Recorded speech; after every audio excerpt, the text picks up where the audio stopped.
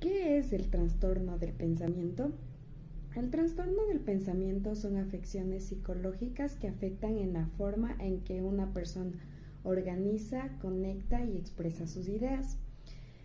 Estas alteraciones pueden afectar la coherencia, la lógica y la fluidez del pensamiento, dificultando así la comunicación y la comprensión del mundo que los rodea. Es decir, la información se vuelve confusa, ilógica y difícil de entender, lo que puede inferir significativamente en la capacidad de una persona para interpretar la realidad.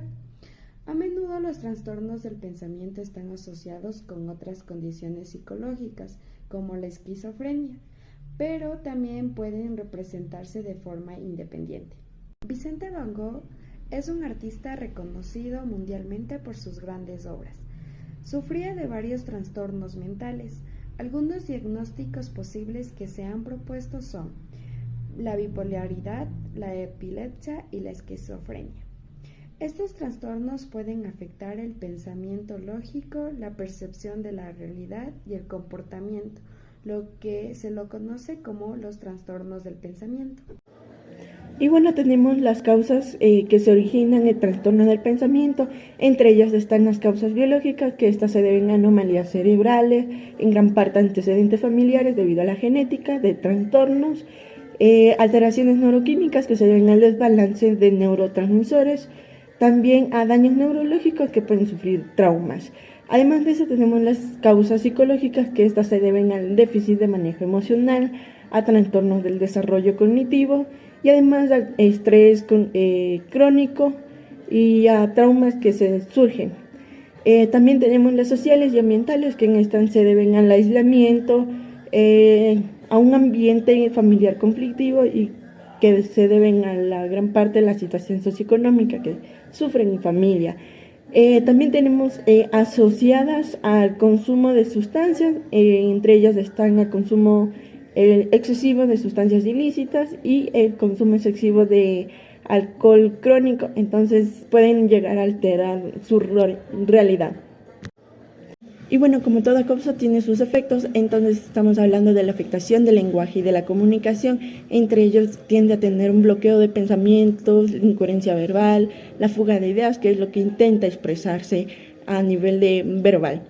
También tenemos la distorsión de la realidad, que pues básicamente es tener delirios, o también intentan tener pensamientos ilógicos que no tienen nada que ver con su propia realidad. Además de eso tenemos el deterioro funcional, que pues esta básicamente tiene la pérdida de juicio, tiende a estar aislado socialmente y pues le es difícil llevar la vida cotidiana que la sabía tener anteriormente la persona que sufre trastorno de pensamiento. Además de eso tenemos los síntomas emocionales y conductuales, que esta básicamente pues tiene comportamientos desorganizados o inapropiados. También a nivel emocional, pues ansiedad, estrés, depresión, que es lo que básicamente a continuación se va a expresar un poco más de los síntomas. Pero esto es lo que la persona sufre a nivel emocional. Ok, los síntomas de este trastorno están los pensamientos desorganizados, que muchas de las veces no mantienen un orden o tienen dificultad de organizar ideas de una manera más clara. El otro está las alteraciones del lenguaje, que en muchos de estos casos se pasa de un tema a otro sin tener algún sentido. También responden a preguntas de una manera muy indirecta o a veces no tienen nada de sentido.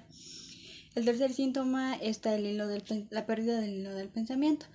Muchas de las veces comienzan a interrumpir algún tema con alguna oración o con alguna frase que no tiene nada que ver. El otro está los pensamientos ilógicos o mágicos, que son creencias extrañas en base a lo real, y muchas de las veces son conexiones sin sentido o alguna frase que no menciona de una manera ilógica. Ok, están los bloqueos del pensamiento, que es la detención repentina de algún tema, una conversación, y se mantiene un silencio que no lo pueden controlar. La preservación del pensamiento es la repetición de las mismas palabras o ideas de una manera insistente, sin tener conexión.